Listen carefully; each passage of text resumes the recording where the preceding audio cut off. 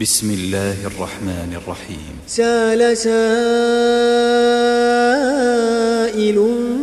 بعذاب واقع للكافرين ليس له دافع من الله ذي المعارج تعرج الملائكة والروح إليه في يوم كان مقداره 50,000 سنة فاصبر صبرا جميلا إنهم يرونه بعيدا ونريه قريبا يوم تكون السماء كالمهل وتكون الجبال كالعهن ولا يسأل حميم حميما يبصرونهم يود المجرم لو يفتدي من عذاب يومئذ ببنيه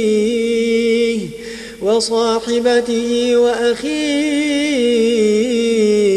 وفصيلته التي تؤويه ومن في الأرض جميعا ثم ينجيه كلا إنها لظى نزاعة للشوى تدعو من أدبر وتولى وجمع فأوعى إن الإنسان خلق هلوعا إذا مسه الشر جزوعا وإذا مسه الخير منوعا إلا المصلين الذين هم على صلاتهم دائمون والذين في أموالهم حق معلوم للسائل والمحروم والذين يصدقون بيوم الدين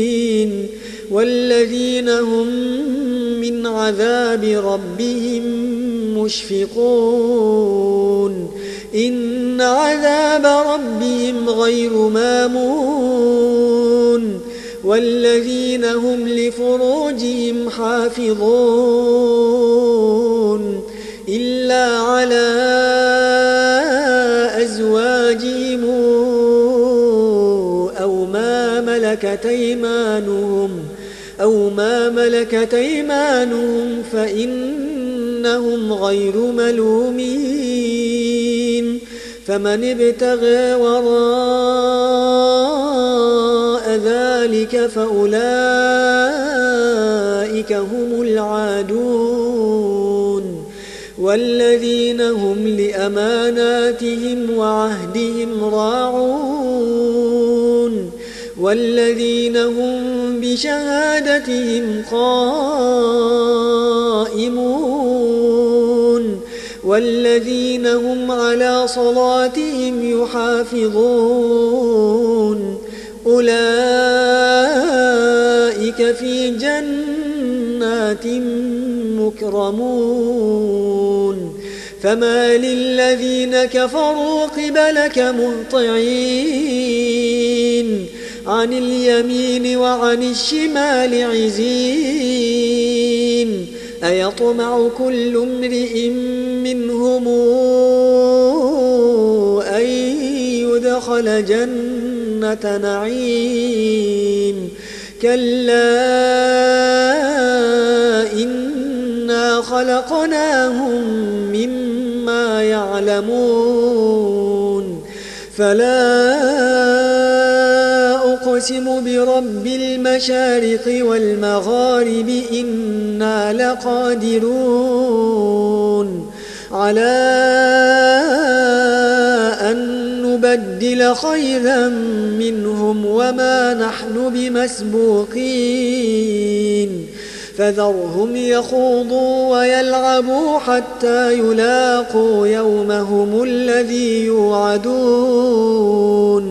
يوم يخرجون من الأجداث سراعا كأن كأنهم إلى نصب يوفضون خاشعة أبصارهم ترهقهم ذلة ذلك اليوم الذي كانوا يوعدون